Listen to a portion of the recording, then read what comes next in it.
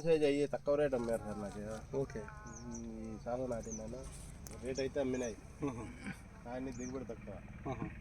Rate ఉండబట్టి work out అయింది. ఆ రేట్ చెప్పండి. కాపు ఇంతకంటే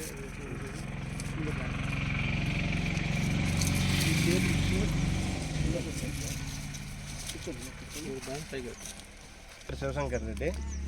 ఇంతకుముందు సాగు ఇది నాటాను, అది అన్సైజ్ అయిపోయి కొద్దిగా మార్కెట్లో కూడా వాల్యూ తగ్గేది.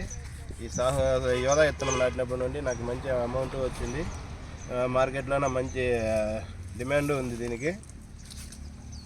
కాబట్టి పై నుండి కింద వరకు ఒకే సైజు కాయలు. ఈ నారు నాటి నేను చాలా సంతోషంగా ఉంది నాకు. ఇప్పుడు ఇది ఎన్నో కటింగ్? ఇది 7వ కటింగ్ సార్. 7వ కటింగ్లో కూడా ఒకే సైజు ఉంది. అంటే దీనికి మామూలుగా మందులు పిచికారీ ఏ విధంగా చేస్తుంది? పిచికారీ కూడా దీనికి తక్కువే, వాటిపైన తక్కువే సార్. ఓకే. అంటే రోగాలు తక్కువ రోగాలకు బాగా తట్టుకుంటుంది. చూడండి, ఇప్పుడు కూడా 7వ కటింగ్ తర్వాత కూడా చూడండి చెట్టు ఈ విధంగా ఎంత ఆరోగ్యంగా ఉంది. మళ్ళీ కొత్తగా ఫ్లవరింగ్ వస్తుంది, అన్నీ వస్తున్నాయి.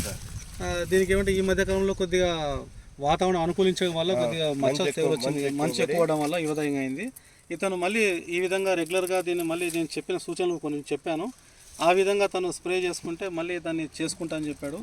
దీని ప్రకారంగా కొన్ని సస్యరక్షణ మందులు కొట్టడం వల్ల మళ్ళీ ఇతను మే పంట వరకు కూడా తీసుకోవడానికి చాలా అవకాశం ఉంది. కాబట్టి రైతు ఇటువంటి మంచి రకాలను ఎన్నుకుంటే చాలా వరకు సంతోషంగా ఉంటుంది. అందరికీ ధన్యవాదాలు. Thank you.